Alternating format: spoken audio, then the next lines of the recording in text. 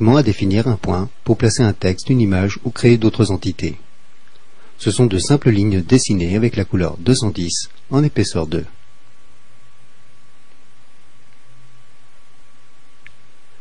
Les options d'impression sont accessibles à partir de la boîte de dialogue des impressions. Pour la démonstration, nous allons créer deux configurations, l'une en couleur, l'autre en niveau de gris. Ces deux configurations seront enregistrées dans le même gabarit. Nous pouvons définir 4 modes d'impression et une épaisseur d'impression en taille réelle pour chacune des 255 couleurs, et ceci pour les épaisseurs 1 et 2 d'Art+. Un nombre de possibilités quasi illimité pour définir une charte graphique. Pour notre exemple, la couleur 210 d'épaisseur 2 ne sera jamais imprimée.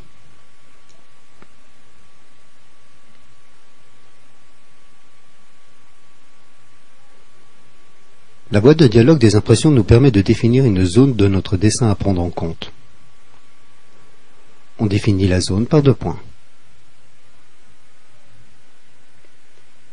Puis on lance la prévisualisation.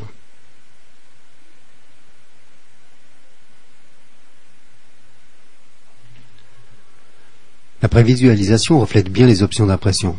Nos lignes de couleur rose qui portent l'index 210 et d'épaisseur 2 ne sont pas prises en compte lors de l'impression.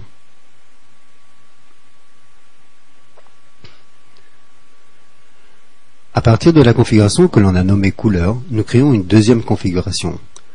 Les propriétés de l'imprimante ainsi que les options d'impression sont ainsi importées.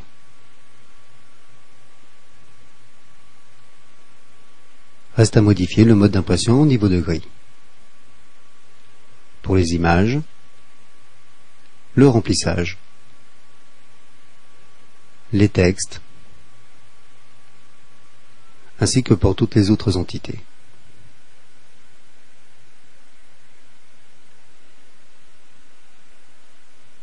La prévisualisation nous montre que notre document est prêt à être imprimé en niveau de gris. Les croix roses n'apparaissent toujours pas, les options d'impression ont donc bien été reprises à partir de la configuration couleur. On enregistre à présent les options d'impression dans notre gabarit.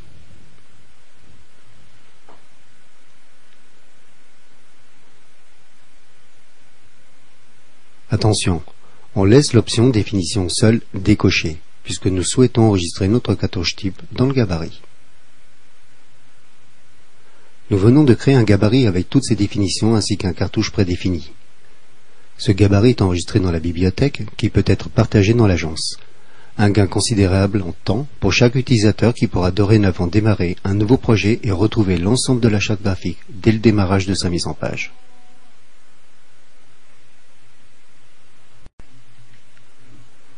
Nous pouvons à présent utiliser notre gabarit pour une nouvelle mise en page. Notre cartouche doit être évidemment modifiée en fonction de notre projet, en utilisant les définitions de ce gabarit, si possible. Nous commencerons par les remplacements de texte. On lance la commande à partir de la boîte d'outils texte. On sélectionne celui que nous voulons modifier. Le texte sélectionné vient se copier dans la ligne de commande. Lors d'un remplacement complet de celui-ci, la touche clavier Backspace permet d'effacer le texte original. La touche Entrée fait apparaître la boîte de dialogue des textes prédéfinis. On sélectionne la catégorie, puis le texte. Les modifications sont ainsi très rapides. Les styles sont évidemment conservés. Une chose importante, si un style est modifié, les changements sont répercutés sur tous les textes utilisant ce style.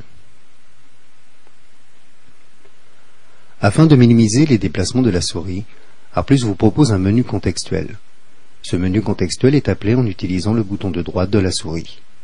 Plusieurs commandes sont disponibles, dont celle qui donne la possibilité de réitérer la dernière commande utilisée. En l'occurrence, le remplacement de texte.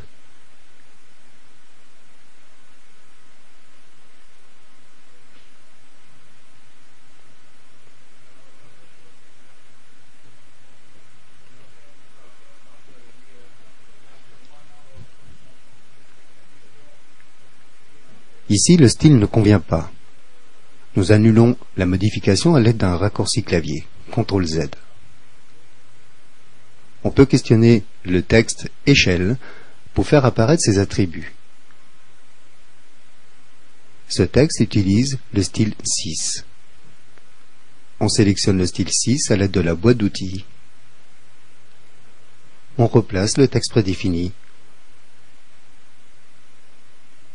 en utilisant le point matérialisé par notre croix rose. Ceci est juste un exemple, mais plusieurs méthodes existent dans R+, pour faciliter l'édition. Un dernier exemple, on sélectionne le texte. Ce texte sera remplacé cette fois-ci par un texte tapé au clavier.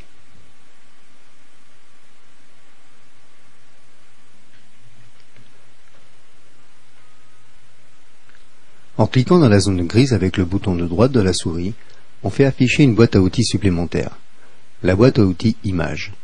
La première icône permet de placer une image, 2 options, pour une déformation homothétique ou pas, puis 3 autres options, soit à partir d'un fichier, à partir d'une image déjà existante dans la base de données, mais pas affichée, ou bien encore à partir d'une image déjà placée. On prend l'option à partir d'un fichier, on sélectionne l'image, puis on la positionne en utilisant la deuxième croix. Un minimum de temps est nécessaire pour adapter le cartouche et être conforme à une charte graphique.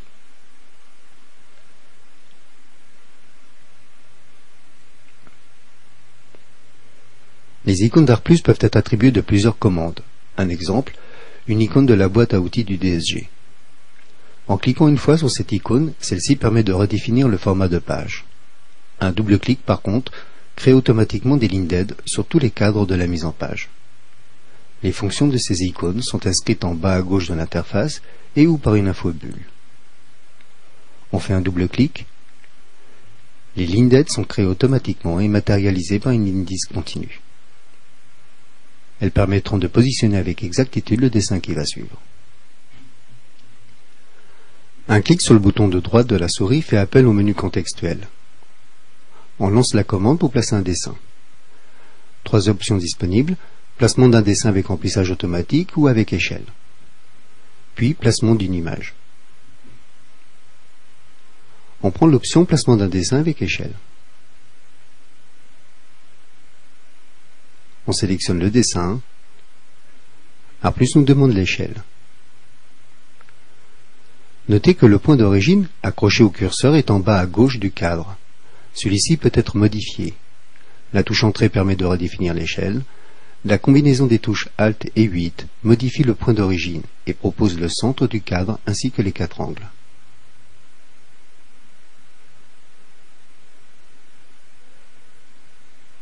Une fois le point d'origine sélectionné, on place le dessin. Du fait que des lignes d'aide sont présentes, le snap dynamique vous permet de positionner le dessin avec précision. Une autre possibilité grâce à l'utilisation de la boîte de dialogue d'impression.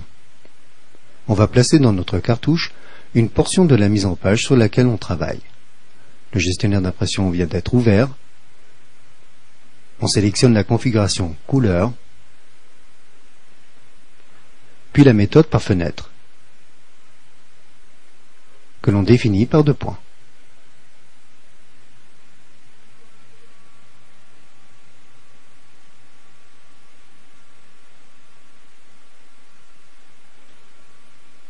On sélectionne l'option impression dans Images. On peut définir le nombre de points par pouce. L'échelle est également importante. Elle définit la taille et la résolution, donc la qualité de la future image. Une liste d'échelles est déjà prédéfinie, mais on peut en définir une à sa convenance.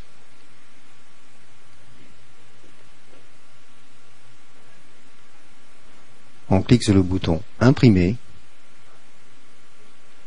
Reste à définir le format de l'image que l'on souhaite.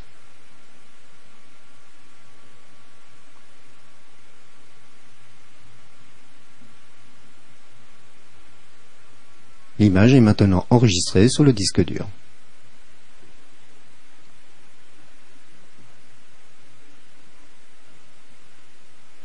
On fait appel à nouveau à la boîte à outils Images. On prend la première icône avec l'option Déformation homothétique, option Fichier. On sélectionne le fichier.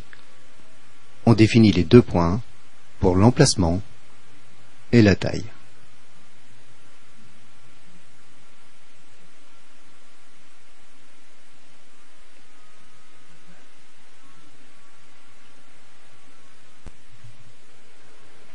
Nous devons centrer notre image dans le cartouche. Plusieurs possibilités sont disponibles, en voilà une. Nous affichons la boîte à outils Snap, qui offre plusieurs options d'accroche. Elle va nous permettre, sans construire une seule ligne d'aide, de repositionner notre image. Notre image est sélectionnée, on lance la commande de déplacement, puis on prend l'option poids milieu entre deux points. Le premier puis le deuxième sur le cadre. ARTPlus a enregistré comme point d'origine du déplacement le point milieu de la ligne supérieure de notre cadre. On reprend l'option point milieu entre deux points. Premier point à gauche sur le cartouche, puis le deuxième, pour définir le point de destination. Notre image est maintenant centrée. Si les croix roses sont gênantes, celles-ci peuvent être effacées, mais n'oubliez pas que notre charte graphique prévoit une couleur qui ne sera jamais imprimée. Tout ceci est juste un exemple. Une charte graphique demande certainement une grande réflexion au niveau d'une agence, mais facilite ensuite le travail et homogénéise les documents.